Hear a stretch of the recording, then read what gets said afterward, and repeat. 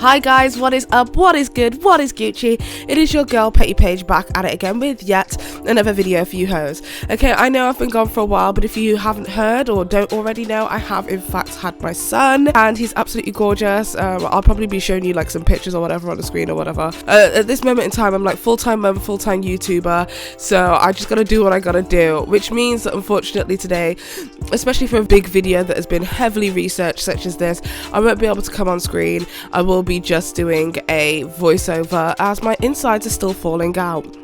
Love that for me.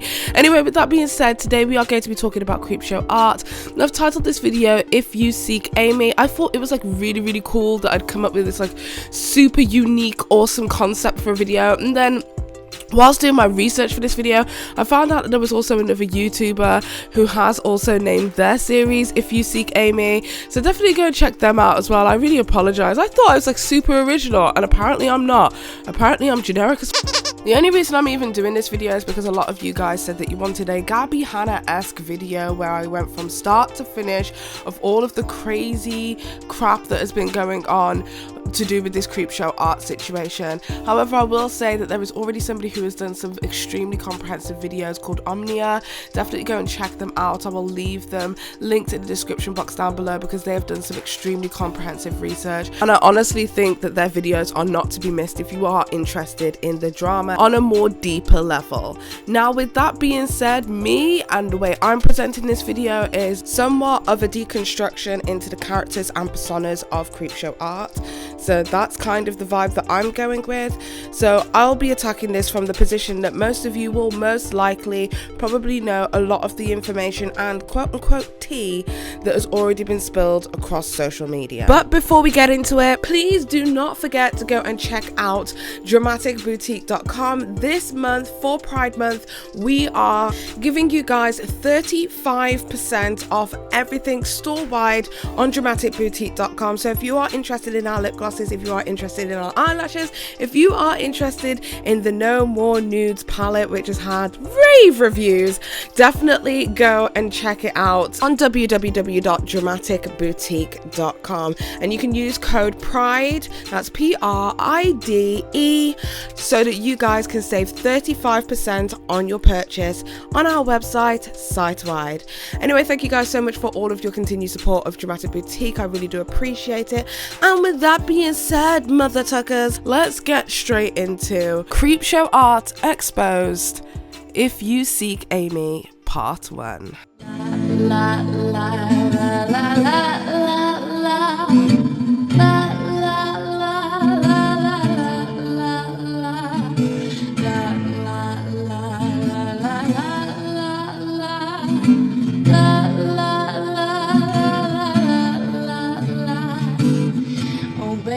Baby, have you seen Amy tonight? Is she in the bathroom? Is she smoking up outside? Oh, baby, does she take a piece of life for the drink that I'm by? Do you notice what she likes? Oh, tell me, have you seen her? 'Cause I'm so, I can't get her off of my brain. I just wanna go to the party, she no go. Can somebody take me home? Love me, hate me, say what you want about me. But all of the boys and all of the girls are begging to give you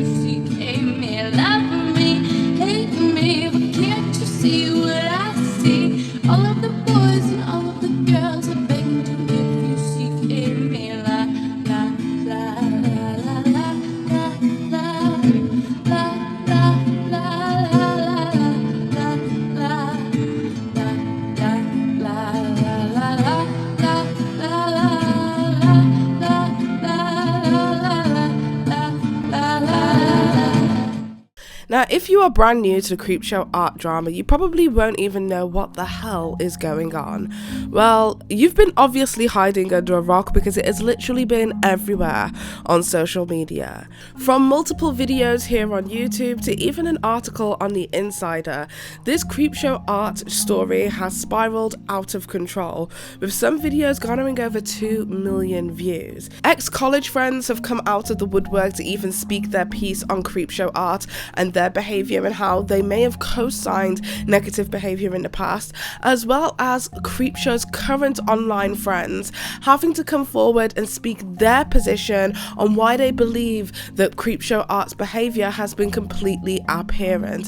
It has been an absolute whirlwind on social media and really interesting to look at as an outsider, to see the kind of social construct of the commentary community. Now, I know what you're thinking. If you're new to this drama, you're thinking to yourself, what is it that's so bad that ex-college friends as well as current friends are having to come forward via social media to tell people that they do not stand with Creepshow Art? What is it that she could have possibly have said? Was it a very badly received video? Oh no. What allegedly happened was far worse than anybody could have imagined. Creepshow Art at this current moment stands accused of doxing her family members, saying racist, homophobic and transphobic things on a website called LOLCOW, promoting her videos on LOLCOW, promoting her Patreon via LOLCOW, and even going as far as to take down her competitors on LOLCOW. But a lot of her competitors were also her friends. So that means that essentially Creepshow Art, aka Shannon, was dragging her literal friends, who she was publicly as well as privately close with, on social media on a website that is literally dedicated to shitposting content creators. Now, as you can imagine, when this information made its way public, there was a lot of people who had a lot of questions, and a lot of the people who had questions were a lot of Creepshow Art's friends, who were obviously visibly hurt across social media by what it was that their friend had allegedly said to them. Most notably was the response from Ready to Glare, who honestly looked as if she was devastated and heartbroken, which I can only empathize with her. But before I go in detail as to what it was that was said in the LOLCOW thread in regards to her friends, in regards to her family, in regards to pretty much anything it is that I feel is notable, I do want to talk about my brief experience with Creepshow Art.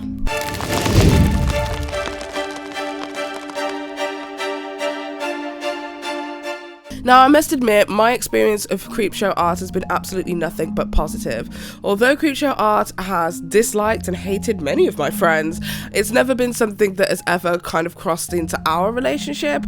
And to be honest, there wasn't really much of a relationship. It was just like, hi, how you doing?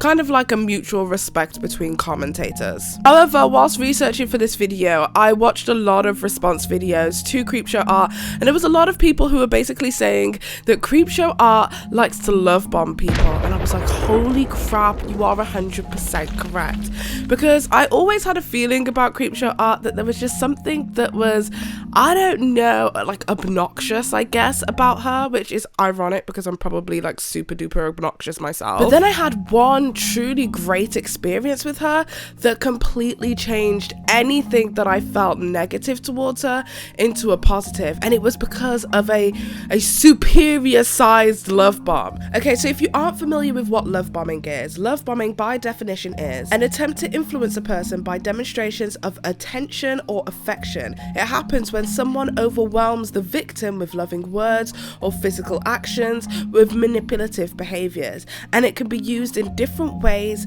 for either positive or negative purposes. Okay, so bear that definition in mind whilst I tell you the story it is that I'm about to tell you.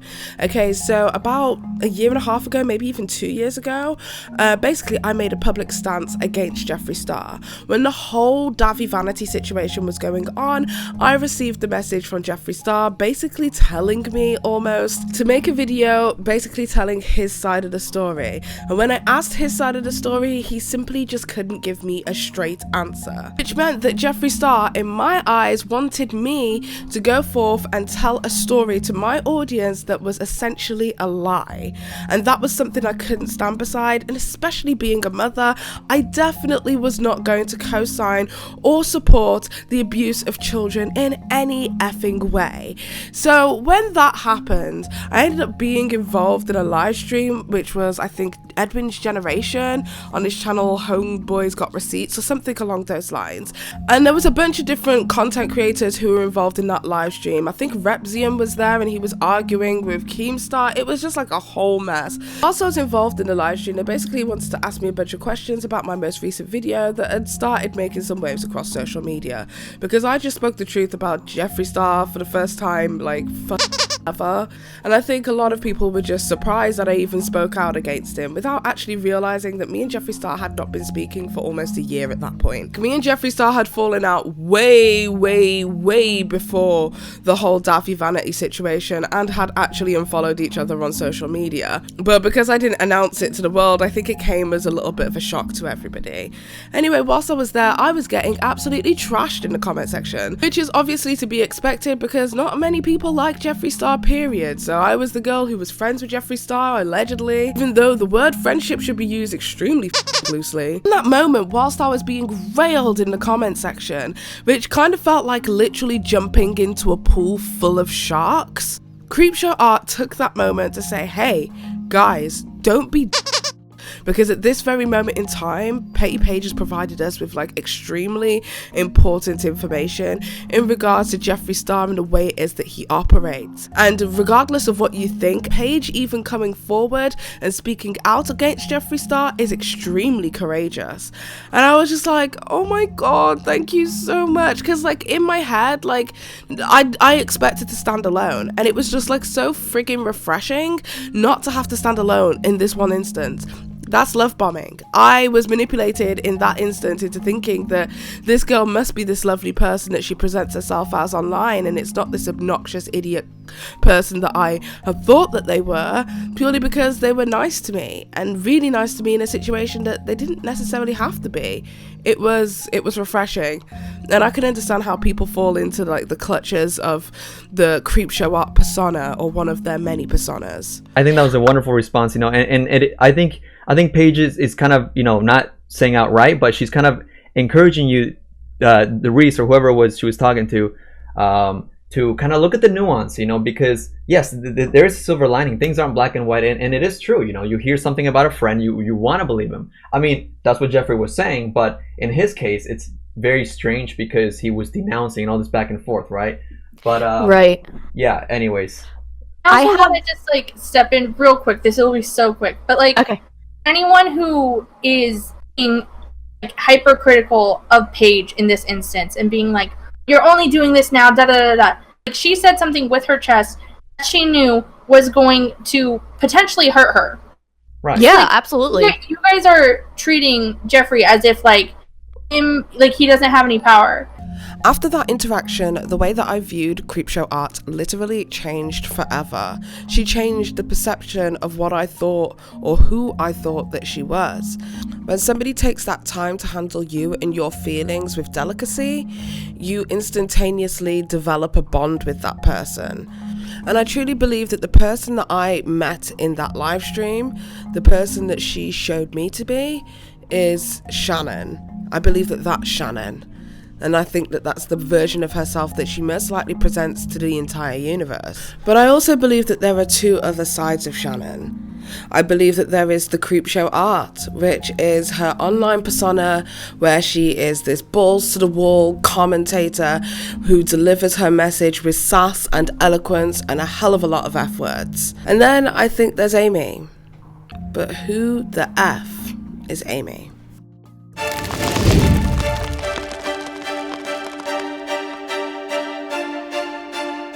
In order for us to figure out who Amy is, we need to go back to the beginning of the story, of how Creepshow Art even got in this position in the first place, which means going back to the LOLCOW thread. As I've said already, Creepshow Art stands accused of partaking in some horrible activities on an influencer shitposting website called LOLCOW. Now, what I found interesting about the way that this went down isn't the fact that Creepshow Art had dragged her friends, or even the various slurs that she used, or even the doxing of her family members. I found it interesting that Creepshow Art had basically been talking negatively about herself. A lot of people saw this as her account online trying to create legitimacy by not white knighting themselves on a shitposting website. However, after seeing a few receipts online of Creepshow Art basically admitting to having a LOLCOW and becoming obsessed with it, something about what she was saying resonated with me and really began to show me the fragmental cracks in Creepshow's personality and how she began to compartmentalize parts of herself in order to quote-unquote cope. Now, this in no way means me white knighting for Creepshow, aka Shannon, aka Amy, and in no way means that I believe that she is deserving of redemption. I want to make that clear from now because I really don't. I believe that she's gone so far, in fact too far, and nothing can really be used to absolve her of anything at this point. However, I thought it could be interesting to see what led her down this dark path of social media influence, jealousy, trauma, and digital self-harm.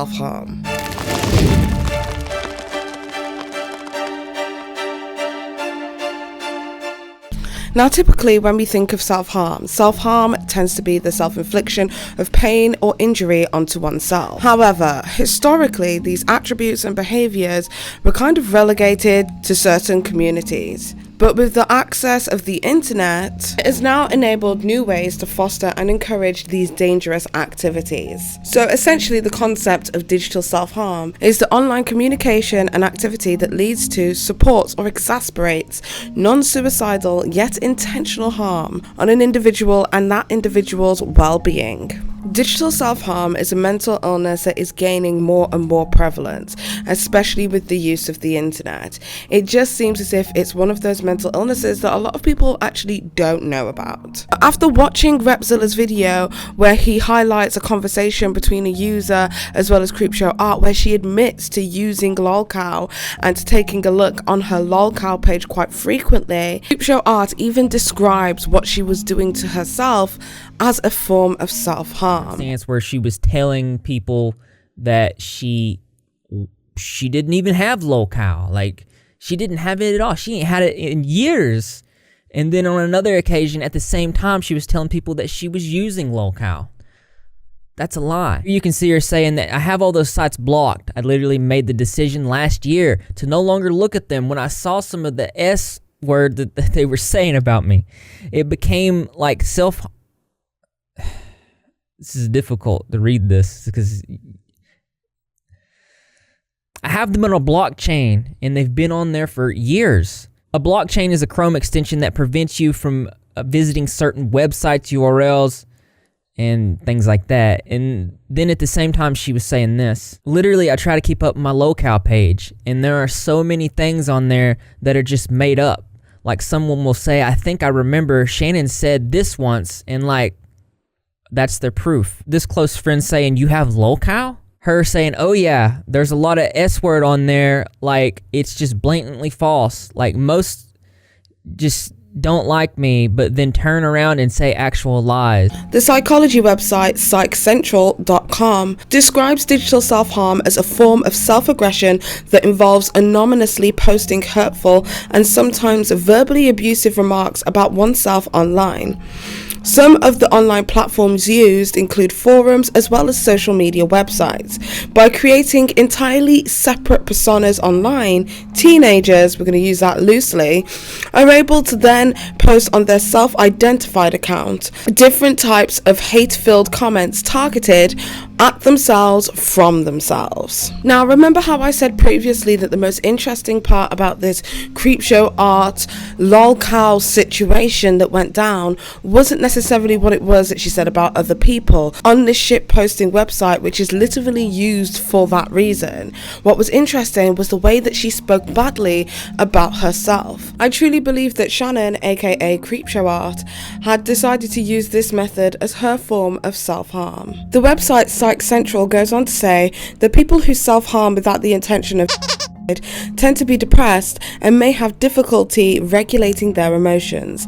As a result, there is a likelihood of poor coping mechanisms, problems with self-esteem, and the ability to tolerate pain and disassociation are all possible causes for this form of self-harm. Now, this in no way means that digital self-harm could be used as a get-out-of-jail-free card for Shannon. Shannon herself has allegedly inflicted enough emotional pain and trauma on other people that she can't really use her own mental anguish as a way to escape responsibility. However, when trying to dip into the mental headspace of why somebody would do the things that have been alleged of Shannon, the old saying of hurt people comes to mind. So what exactly did Shannon say about herself?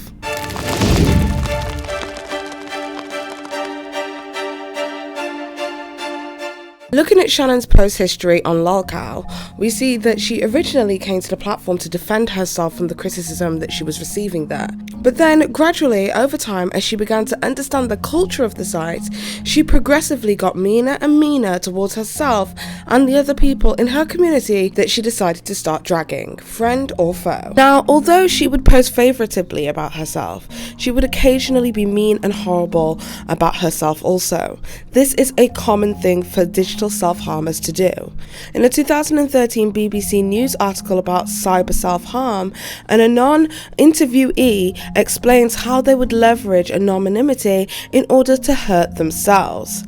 They said that they would set up multiple online profiles and use different names to post abusive messages to themselves.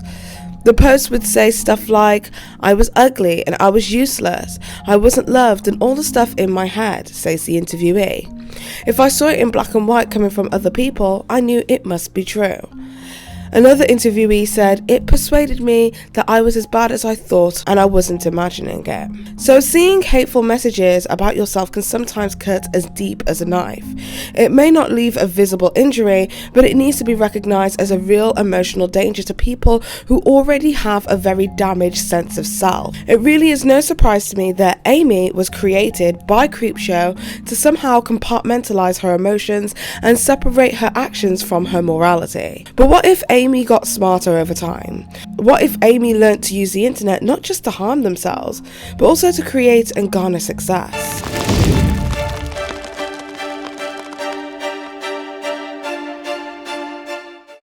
Now, this is purely speculation, but a few months ago, before any of this Creepshow Art mess happened, I was sent a DM in regards to a Reddit post, and the Reddit thread was titled "Incognito YouTuber Posting in Group." Now, on the subreddit Beauty Guru Chatter, a Reddit user had posted that they knew that somebody with influence was self-promoting on the platform. Many people in the comments were speculating various drama and commentary channels, who they thought that it could be. Now, typically, commentators know that if a video makes its way to Reddit, it can do so much more successfully in the algorithm.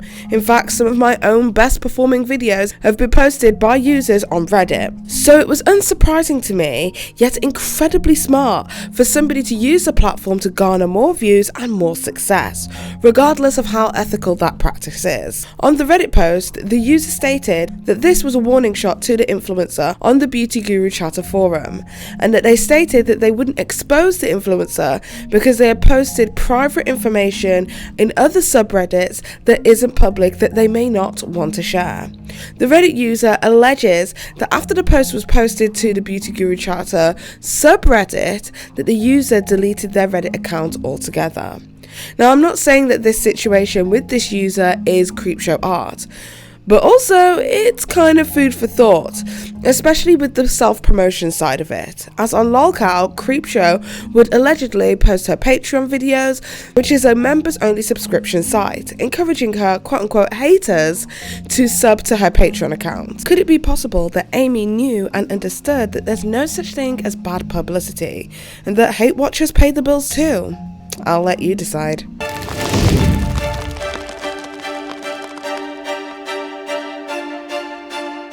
As we all know by now, the admins of LOLCOW got really tired of Shannon self-posting and decided to out Shannon on the website. The post read, "As many users in this thread are aware, Shannon's posts on LOLCOW haven't exactly been subtle. We've decided to compile her post history after she escalated her behaviour by sharing her sister's social media in order to deflect from criticism towards herself. Beyond that, she has been anonymously promoting her videos, her Patreon, her YouTube membership to farmers and making posts about herself to either white knight or insult herself. For many years, we have had a policy to reveal post histories of users who go to great lengths to use lolcow.farm to propel their own online presence. You can read the full post history here." Now, because Shannon's post history had been outed and all of the horrible things that she had been saying over the course of 2.5 years, quicker than you can say Creepshow Art is cancelled, Creepshow Art ran to her community tab on YouTube to dispel the rumours that she was ever on there and even provided a solution as to why all of this happened. Guys, it wasn't her. It was Amy, and her IP was somehow spoofed for 2.5 years. Shannon blamed this on a person by the name of Amy. Now, Amy has been featured in a few of Shannon's previous videos, most specifically her storytime videos, and she talks about this Amy person, which is not their real name, as an individual who has been stalking Shannon for over 7 years. Now, in Shannon's community tab post, she basically states that her and this stalker had come to some kind of reconciliation. However, she now believes that this reconciliation didn't work because now the stalker is hell-bent on trying to ruin her life yet again. To introduce this section of why Creepshow Art, aka Shannon, aka Amy, does not make any sense when she is trying to explain away the fact that she was definitely on LOLCOW, is my husband, tech whiz extraordinaire, or something like that. The guy I bone. The guy I bone. Thanks for that, I suppose. Anyway, as Paige said, I'm here to talk about the ins and outs of IP spoofing and also MAC addresses. 3 main IP spoofing situations would be a middleman attack, where basically a client is trying to communicate with a server, such as say a client is communicating with a bank, and a middleman will come in and basically try to identify the IP address you're communicating with to obtain the data you're trying to send to the bank. The next one would be a bot attack, basically, where a network would only allow certain IP addresses to access a server, and the attacker will pretend to be the IP address that's got access to that server to then gain access to data and documents and things like that, and so on. Now, the way Shannon's saying that her IP address has been spoofed, theoretically speaking, it could be done, but it's a lot of hard work to go over for 2 years, as the LOLCOW admin team have said that there's multiple IP addresses and locations, like geolocations, based on where Shannon has been at the time, linking it back to her. Now, for someone to be able to spoof an IP address down to location and down to internet provider IPs, which is what they will be pinpointing off of, is just ridiculous. Basically, whenever you connect to a server, it doesn't show your at home IP address, it will show like a local IP address to you, which is like a distribution center for your internet provider. So say if you're with in England, we have BT, TalkTalk, Virgin.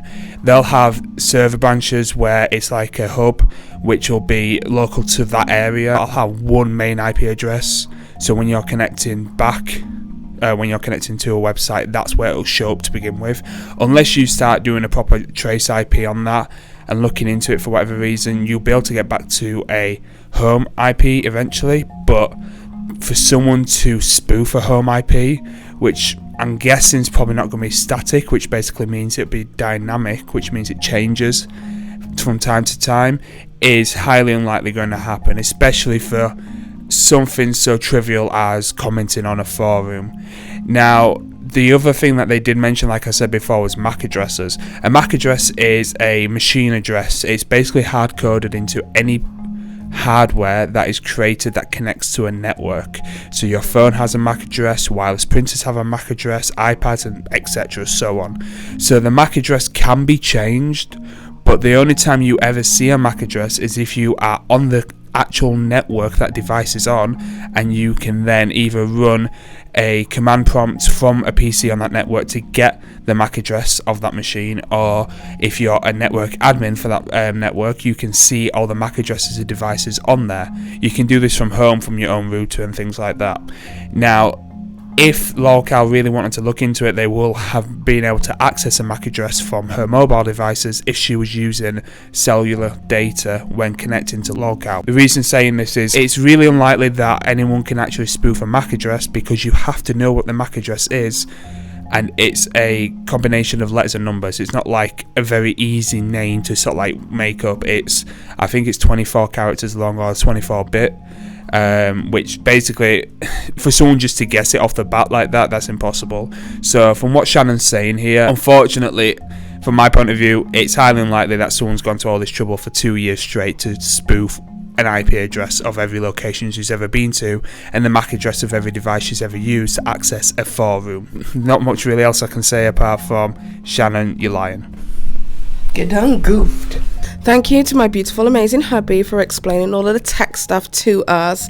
Hopefully you guys were able to digest that. It took me a few days to chomp on that, if I'm perfectly honest, for me to even understand what it was that he was trying to say. But if you are a tech person, you understand what the hell he was trying to say, congratulations, you cracked the code, bitch. I don't know what to tell you. Anyway, with that being said, beyond all of that tech information that we were just bombarded with, none of what actually transpired between the alleged Amy on LOLCOW was serving anyone else besides Shannon. Of course it served Shannon to beat down her competitors on a forum. Of course it served Shannon to speak badly about herself in order to derail conversation on a thread. Of course it served Shannon to divert attention by doxing her sister. Of course it served Shannon to make negative attention and hate on social media for Shannon, aka Creepshow Art, seem a lot worse than it was, in order to paint herself as the perpetual victim. Absolutely nothing of what I've just described right now seems like it would serve anybody else but Shannon. So what does the ever elusive Amy get from this? And we're supposed to believe that this Amy, who is hell-bent on ruining Shannon's life and ruining her online presence and career, is doing DDoS level hacking shit every single week and replicating various different MAC addresses for devices, as well as geolocations, as well as IP spoofing. Like, come on, bitch, I've heard of a reach, but this is a pole vault. We're supposed to believe all of that was done just to attack some girl she used to know from way back when.